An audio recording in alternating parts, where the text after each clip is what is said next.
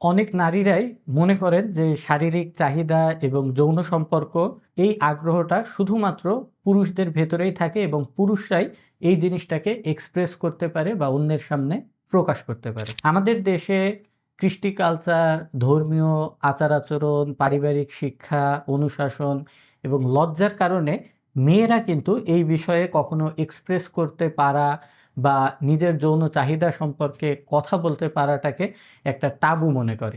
এই জিনিসটা এবং এই জ্ঞানের অভাব এবং অন্ধকারের সহায়তা নিয়ে কিন্তু অনেক রকম কুসংস্কার, অপধারণা, অপচিকিৎসা আমাদের সমাজে ক্যান্সারের মতো ছড়িয়ে যাচ্ছে।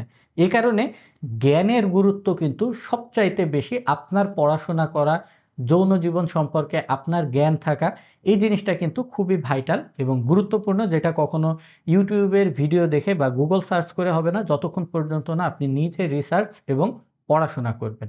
তো আজকের ভিডিওর মেইন যেই টপিক সেটা হচ্ছে নারীদের ভেতরে যে যৌন চাহিদা বা যৌন আগ্রহ বা যৌন অনুভূতি এবং প্রয়োজন যে থাকে, এই জিনিসটার ভেতরে যদি আপনি অবহেলা করেন সেক্ষেত্রে কি কি সমস্যা হতে পারে এবং এটার কিভাবে আমরা সমাধান করতে পারি। নারীদের শরীরের ভেতরে যে যৌন চাহিদা এবং আকাঙ্ক্ষা, আসক্তি কাজ করে, এটা যদি বিবাহের পরও সে লজ্জার কারণে, ভয়ের কারণে বা ব্যথার কারণে প্রকাশ করতে না পারে বা স্বামীর সঙ্গে সহবাস বারবার রিজেক্ট করতে থাকে, না করতে থাকে, সেক্ষেত্রে কিন্তু স্বামী স্ত্রীর সম্পর্কের ভেতরে মহিলা এবং পুরুষ উভয়েরই মানসিক জীবনের ওপরে কিছু ক্ষতিকর প্রভাব বিস্তার করতে পারে। এর ভেতরে প্রথম সমস্যাটাই হচ্ছে দুজনের ভেতরে একটা মানসিক দূরত্ব তৈরি হওয়া। অর্থাৎ একটা সংসার যে শুধুমাত্র কালেমা পড়ানো এবং কাজীর বিয়ে পড়ানোর মাধ্যমেই টিকে থাকে, বিষয়টি কিন্তু এমন নয়। আল্লাহর রহমত তো অবশ্যই প্রয়োজন, কিন্তু এর পাশাপাশি শারীরিক সম্পর্ক এবং মানসিক সাপোর্ট,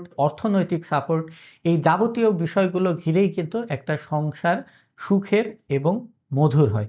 যদি শারীরিক সম্পর্কটা এখান থেকে বাদ পড়ে যায়, তাহলে কিন্তু এই তিনটা পায়ার ভেতরে একটা পায়া অকেজো হয়ে যায় এবং সেই সংসার কিন্তু সোজা হয়ে দাঁড়িয়ে থাকা বা টিকে থাকার সম্ভাবনাটা অনেক কমে আসে। এই কারণে যদি শারীরিক মিলন না হয়, সেক্ষেত্রে ব্রেনের ভেতরে যে হ্যাপি হরমোন বা ফিল গুড হরমোন বলি আমরা, ডোপামিন, সেরোটোনিন, অক্সিটোসিন বা এন্ডরফিন, এই জাতীয় রসগুলোর কিন্তু পরিমাণের ঘাটতি দেখা দেয় এবং এটা কিন্তু আপনার ভেতরে একটা মানসিক চাপ এবং মানসিক দূরত্ব সৃষ্টি করতে পারে।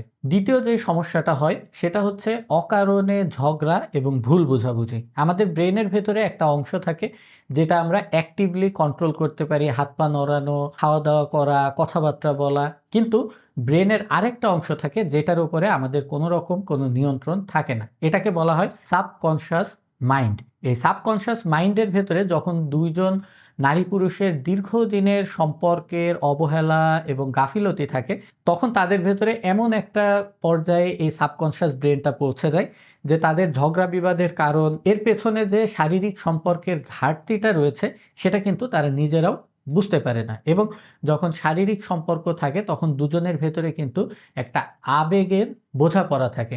একজনের সঙ্গে আরেকজনের জন্যে স্যাক্রিফাইস করার এবং ত্যাগ করার মানসিকতাটা কিন্তু তখন তৈরি হয়। তো এই কারণে শারীরিক সম্পর্কের অবহেলার কারণে যদি আপনি মেয়ের যৌন চাহিদার প্রতি গুরুত্ব না দেন বা মেয়েরা যদি তাদের যৌন চাহিদার কথা স্বামীর কাছে এক্সপ্রেস না করে, খোলামেলা কথা না বলে, সেক্ষেত্রে কিন্তু এই জাতীয় ঝগড়া বিবাদের সমস্যা দেখা দিতে পারে। তৃতীয় যে সমস্যাটার কথা বলবো, এটার পেছনে কিন্তু পুরুষরা বেশিরভাগ সাফার করে। তবে কিছু কিছু ক্ষেত্রে যদি পুরুষরা সহবাসের দিকে আগ্রহ না দেখায়, সেক্ষেত্রে মেয়েরাও কিন্তু এই সমস্যাটা ফেস করতে পারে। সেটা হচ্ছে আত্মবিশ্বাসের ঘাটতি দেখা দেয়। অর্থাৎ বিবাহের পরে যদি স্বামী স্ত্রীর প্রতি আগ্রহ না দেখায়, স্ত্রী যদি স্বামীর প্রতি আগ্রহ না দেখায়, তখন তাদের ব্রেনের ভেতরে একটা খারাপ সিগন্যাল যায়। এবং এটা কিন্তু কনসাস মাইন্ড না, যে সাবকনসাস মাইন্ডের কথা আমি বলেছি, সাবকনসাস মাইন্ডের থেকে আসে।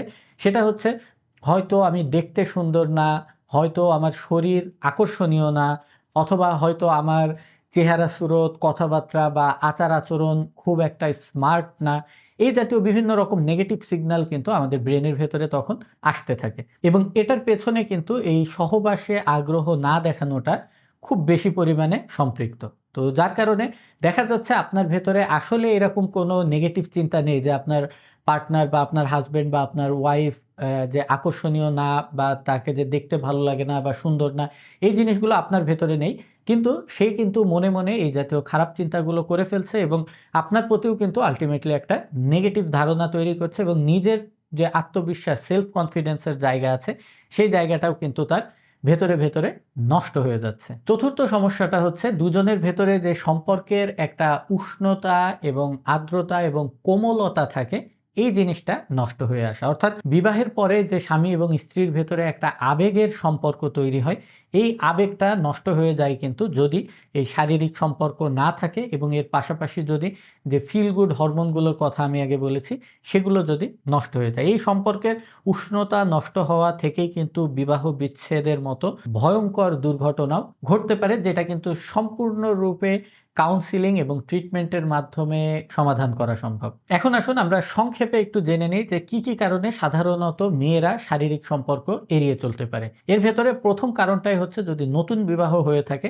সেক্ষেত্রে যোনিপথ পর্যাপ্ত প্রসারিত না হওয়া অথবা যোনিপথে যে লুব্রিকেশন বা পিচ্ছিল পানি আসার কথা, সেগুলো না আসার কারণে যোনিপথে প্রচণ্ড রকমের ব্যথা হওয়া এবং ভ্যাজাইনিসমাস নামক যে একটা প্রবলেম আছে, অর্থাৎ সহবাস করতে গেলেই তলপেটের মাংসগুলো কামড়ে ধরা, কুঁচকে ধরা এবং প্রচণ্ড রকমের ব্যথা এবং ক্র্যাম্পিং হওয়া, এই জাতীয় প্রবলেম হওয়া।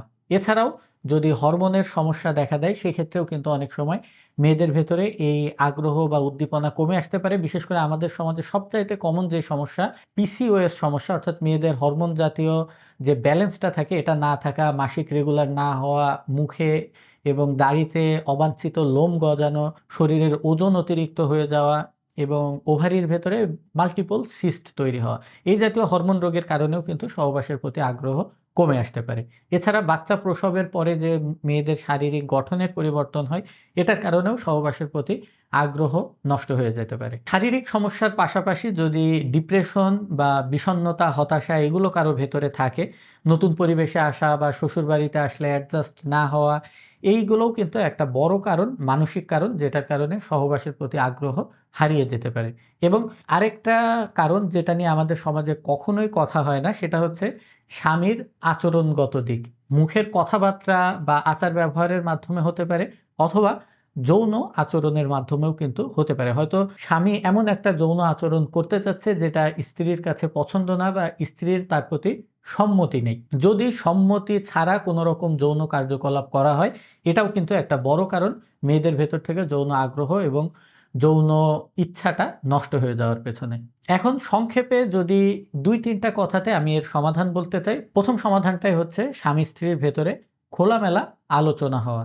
যদি আপনার কি পছন্দ সেটা আপনি এক্সপ্রেস করতে না পারেন, আপনার কি সমস্যা সেগুলো যদি আপনি আপনার হাজব্যান্ড বা ওয়াইফকে খোলামেলা বলতে না পারেন, তাহলে কিন্তু সেই সংসারের ভেতরে ফাটল ধরবেই। এবং এর পাশাপাশি একজন আরেকজনের অনুভূতির প্রতি সম্মান দেখানো, একজন অপরজনকে প্রশংসা করা এবং ছোটোখাটো গিফট দেয়া, এই জিনিসগুলো কিন্তু সম্পর্কের হৃদ্রতা যেমন বৃদ্ধি করে, ঠিক একইভাবে নিজেদের ভেতরে যে রোম্যান্টিক সম্পর্ক, এই রোম্যান্সটাকে কিন্তু ফিরিয়ে নিয়ে আসতে সহায়তা করে। এবং শুধু শারীরিক সম্পর্ক নয়, একজন অপরজনকে আবেগের প্রতি সম্মান দেয়া এবং অন্যজনের আবেগকে বুঝতে চেষ্টা করাটাও কিন্তু গুরুত্বপূর্ণ। যদি আপনাদের ভেতরে কোনো সিরিয়াস সমস্যা থাকে, সেক্ষেত্রে নিজেদের সম্পর্ক নষ্ট না করে বা খারাপ না করে চেষ্টা করুন একজন চিকিৎসক এবং একজন সাইকোসেক্সুয়াল কাউন্সিলিংয়ের শরণাপন্ন হতে এবং তাদের থেকে সহায়তা এবং প্রশিক্ষণ নিতে।